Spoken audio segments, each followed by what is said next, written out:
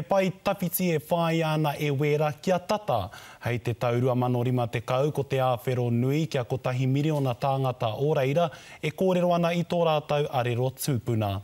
Hei tātō tātou tangata Irena Smith, kei wera i tēnei wā tonu nei, he āwhero nui e whakahiri nei i te tirareo Māori o te minita whakawhanaketanga Māori kia whakarongo a ke tātou. Ostang haria de maheno, maheno. Ko ngā tauira o te kura reo wera e kawe ana i ngā wawata whakarauora. The importance that, the Welsh language is fragile, and if we don't nurture it and care for it, we will lose it. Welsh is the oldest European language, and therefore we have a duty to maintain it.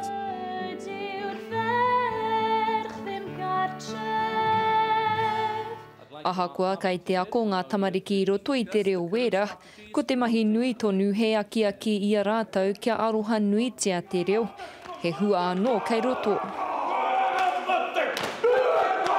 I think when you've got 13, 14, 15-year-olds, they're naturally rebellious, and sometimes they don't even think about the fact that they've got such a valuable resource, which is bilingualism. E ai ki te minita mā tāmua o wera, mena ka pakari te reo, ka pakari hoki te motu.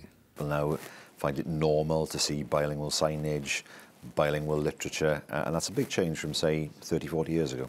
Ko te rautaki a te minita mā tāmua mō wera, kia ko tahi miriona ngā tāngata e kōrero ana I te reo wera a te tau 2050. Hei tirohanga whānui hei whainga mā Aotearoa. Akere pēr me whakatū rautaki tātou, mo te motu whānui, mā te motu whānui o Aotearoa. Ko te tau 2050, e tau pai tērā. Akere pēr me pērā pēr te tawhiti o te titiro, e huri mai ai a tātou, tō tātou whenua Aotearoa, hei whenua e hāpai ana I te reo, hei whenua reo rua pēr. Kei konei a Scotty Morrison I roto I tana tūranga hei mā ngai pāpāho I runga I te puari hou o te mātāwai.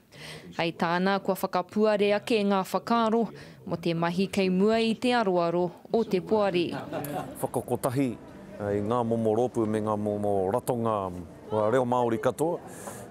Kia noho kotahi ai, e rā rōpu, e rā ratonga, ki runga I te waka kotahi. Ko te rerekētanga nui kua whai niho ngā rōpū kōkiri I te reo wera I raro I ngā ture kāwanatanga. Kei te whakakongia te reo wera ki ngā kura katoa, o tirā ko te iwi wera te toko maha I tā rātou whenua. Ai rā he pakitara teitei hei piki ake, mā te iwi Māori.